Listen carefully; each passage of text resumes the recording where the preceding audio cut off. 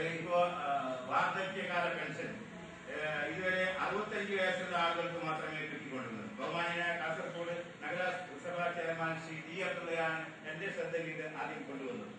ചില മറ്റ് സംസ്ഥാനങ്ങളിൽ 60 വയസ്സായ ആളുകൾക്ക് വാർദ്ധക്യകാല പെൻഷൻ കിട്ടുമ്പോൾ നമ്മുടെ സംസ്ഥാനത്ത് അത് 65 വയസ്സാണ് എന്ന് അദ്ദേഹമാണ് ആദ്യമായി എന്റെ ശ്രദ്ധയിൽ കൊണ്ടുവന്നത്.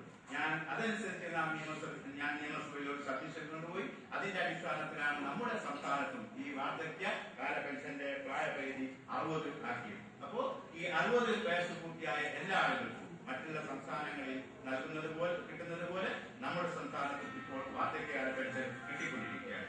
ഒരുപാട് നേട്ടങ്ങൾ ഈ സർക്കാർ അതുപോലെ തന്നെ സാമൂഹിക നീതി വകുപ്പിന്റെ കീഴിൽ ഉള്ള ഒരു പദ്ധതിയാണ് കോക്ലിയർ ഇംപ്ലാന്റ് പദ്ധതി. എന്ത് നടക്കുന്നു എന്ന് കാണാൻ സാധിക്കാത്ത കുട്ടികൾക്ക് കാഴ്ച തിരിച്ചു കൊടുക്കുന്ന ശ്രവണശേഷിയില്ലാത്ത കേൾവിയില്ലാത്ത അപ്പോ ആ പേഷ്യന് ചെലവാകുന്നത് 5 ലക്ഷം രൂപയാണ്. ഈ കുട്ടികളുടെ ഓപ്പറേഷൻ ഇതുപോലെ സർക്കാർ 5 ലക്ഷം രൂപ നൽകി നടത്തി എന്നായ ആളുകൾക്ക് വേണ്ടി നമ്മുടെ സർക്കാർ ചെയ്തിട്ടുണ്ട് എന്ന കാര്യത്തിൽ യാതൊരു സംശയമില്ല. അതുകൊണ്ട് തന്നെ അത് കണ്ണൂർ എയർപോർട്ട് വരാൻ പോവുകയാണ്. ഏറ്റവും വലിയ തുറമുഖങ്ങളിൽ ഒന്ന് ഇപ്പോൾ നമ്മുടെ സംസ്ഥാനത്താക്കും എന്ന കാര്യത്തിൽ യാതൊരു സംശയമില്ല. ഒരാളെയും തീർച്ചയായും അനിവാര്യമാണ്.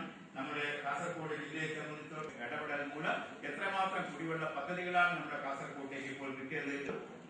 മൊഗ്രാപുത്തൂർ, പിന്നെ മുളിയാർ